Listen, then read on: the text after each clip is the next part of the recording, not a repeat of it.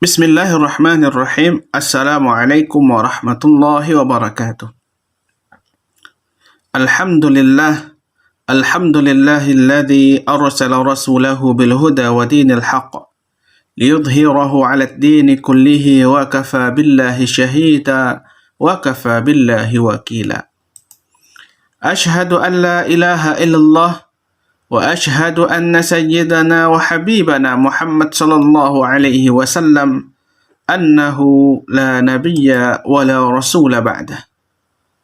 اللهم صل وسلم على هذا النبي الكريم وعلى آله وأصحابه أجمعين ومن تبعهم بإحسان إلى يوم الدين. Puji dan syukur mari sama-sama kita haturkan kehadiran Allah Subhanahu wa taala yang senantiasa melimpahkan rahmat dan karunia-Nya kepada kita semua. Selanjutnya, salawat dan salam teruntuk junjungan kita yakninya Nabi Muhammad sallallahu alaihi wasallam dengan lafaz Allahumma salli ala Muhammad wa ala ali Muhammad.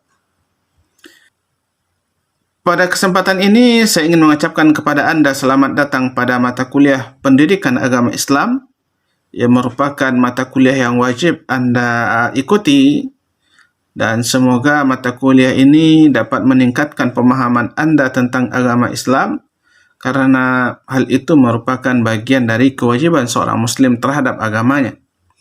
Maka mengawali perkuliahan kita ini, mari kita berdoa kepada Allah Subhanahu wa taala, semoga Allah melimpahkan kepada kita ilmu yang bermanfaat sehingga dapat kita pergunakan untuk kehidupan dunia dan akhirat. Materi kita yang pertama pada mata kuliah ini adalah hakikat manusia. Adapun peta pembahasan dari topik ini adalah A. Konsep manusia, B. Penciptaan manusia, C. Dimensi manusia, dan D. Tugas dan fungsi manusia. A. Konsep manusia. Pengertian manusia. Pertama, secara bahasa, dalam KBBI disebutkan bahwa manusia itu adalah makhluk yang berakal budi, yaitu makhluk yang mampu menguasai makhluk lain, atau disebut juga dengan insan, atau disebut juga dengan orang. Dalam bahasa Arab, kata manusia disebut dengan al-insan.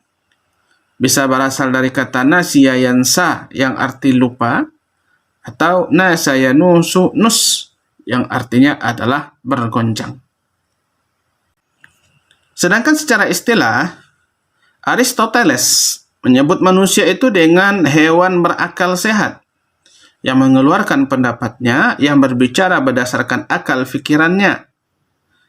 Ia juga menyebutkan manusia itu adalah hewan yang berpolitik, hewan yang berfamili, dan hewan yang bermasyarakat, memiliki kampung dan halaman.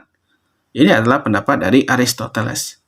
Sedangkan menurut Abbas Al-Aqad, manusia itu adalah makhluk ciptaan Allah Subhanahu wa taala yang bertanggung jawab, yang diciptakan dengan sifat-sifat ketuhanan yang ada dalam dirinya. Seperti manusia itu memiliki sifat pengasih, sifat penyayang, dan lain sebagainya. Seperti Allah Subhanahu wa taala yang Maha Pengasih dan juga Allah Maha Penyayang. Unsur manusia. Manusia terdiri dari 3 unsur. Yang pertama itu adalah jasmani, yaitu fisik yang dimiliki manusia, yang itu dapat kita lihat atau merupakan bentuk kasat mata yang bisa diinderai. Allah menyempurnakan penciptaan manusia ataupun penciptaan fisiknya seperti dijelaskan dalam surah At-Tin ayat yang keempat. Yang kedua, ruh. Ruh merupakan hal yang dapat membuat jasmani tadi hidup. Nah, tanpa ruh maka jasmani tidak akan bisa hidup. Tanpa ruh jasad tidak akan bisa bergerak. Karena setelah manusia itu disempurnakan penciptaannya oleh Allah Subhanahu wa taala, maka kemudian Allah tiupkan ruh kepada jasad tersebut.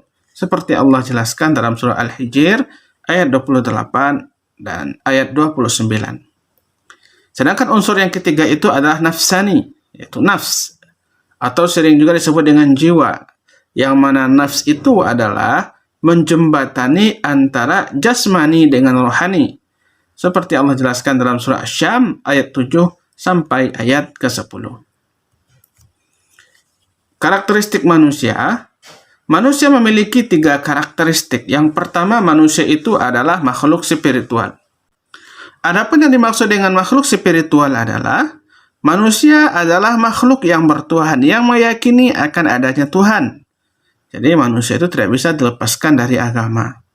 Seperti dijelaskan dalam surah Al-A'raf ayat 172.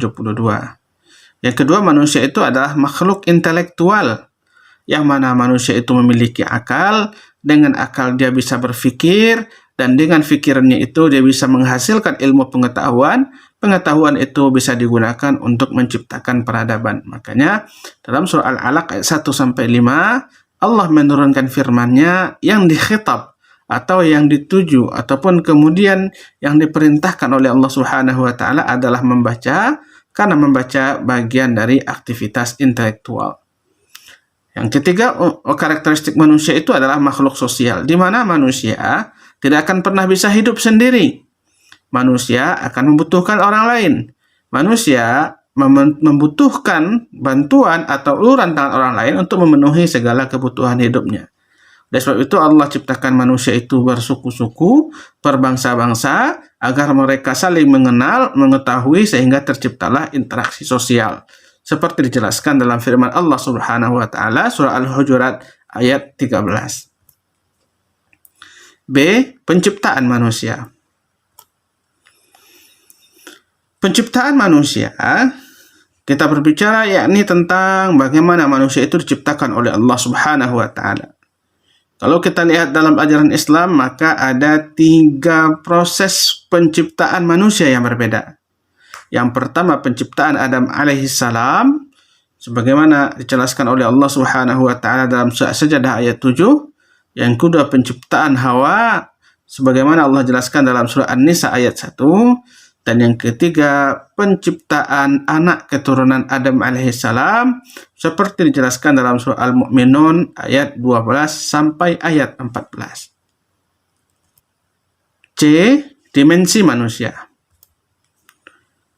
Menurut Profesor Zakiyah Darajat, bahwasanya ada 7 dimensi yang dimiliki oleh manusia. Yang pertama itu adalah fisik, tubuh, jasad yang dimiliki oleh manusia, seperti dijelaskan dalam surah At-Tin ayat yang keempat. Yang kedua, akal, yang mana dengan itu manusia bisa berpikir, yang mana manusia bisa mengaktualisasikan dirinya dengan berbagai macam pemikiran. Maka inilah yang dijelaskan oleh Allah Subhanahu wa taala dalam surah Al-Alaq ayat 1-5. Yang ketiga, iman. Allah menjelaskan dalam surah Al-Baqarah ayat 208, manusia itu tidak akan pernah dipisahkan dengan iman. Dengan itu mereka harus berislam secara sempurna, berislam secara kafah. Dan ini merupakan salah satu dimensi yang dimiliki oleh manusia. Selanjutnya adalah akhlak, di mana Rasulullah SAW merupakan qudwah hasanah, suri tauladan yang baik tentunya dalam akhlak, dalam kehidupan. Selanjutnya yang kelima, dimensi keindahan. Manusia menyukai keindahan, manusia mencintai keindahan. Oleh sebab itu dalam surah Al-A'raf ayat 26 Allah menjelaskan bagaimana manusia untuk berpakaian secara baik, karena yang demikian itu bagian dari keindahan. Yang keenam, yaitu kejiwaan. Seperti Allah jelaskan dalam surah Asy-Syams, bahwasanya wa nafsin wa ma sawwaha, demi jiwa yang disempurnakan oleh Allah Subhanahu wa taala penciptaannya. Maka oleh sebab itu manusia memiliki jiwa.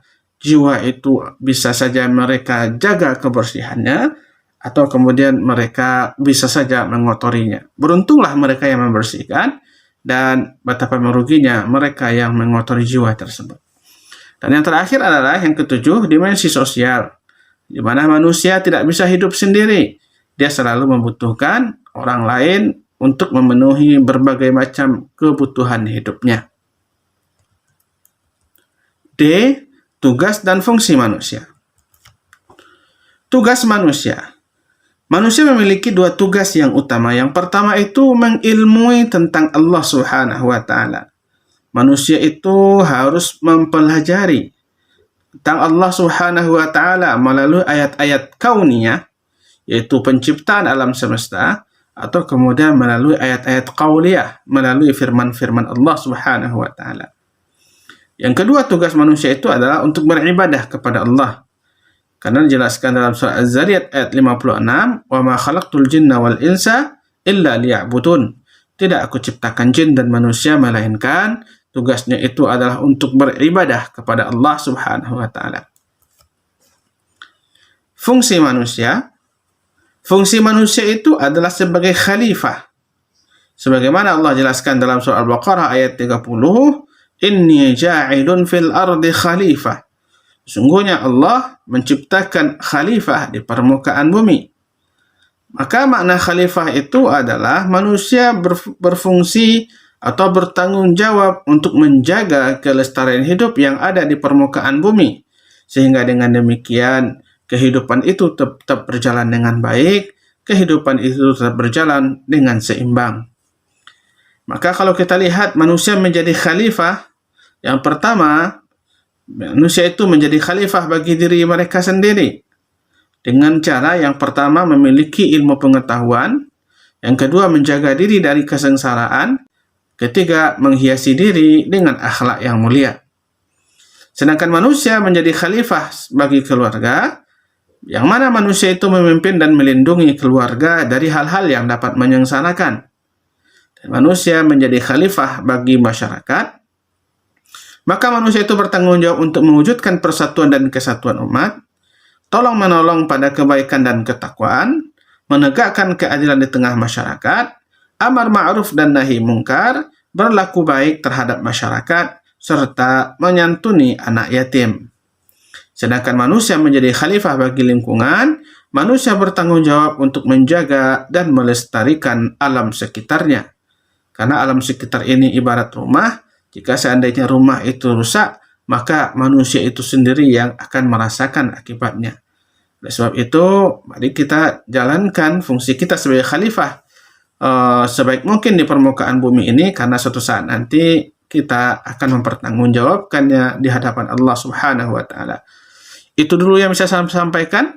Mudah-mudahan dari penyampaian yang singkat ini bermanfaat. Aqulu qawli hadza astaghfirullah li wa lakum. Assalamualaikum warahmatullahi wabarakatuh.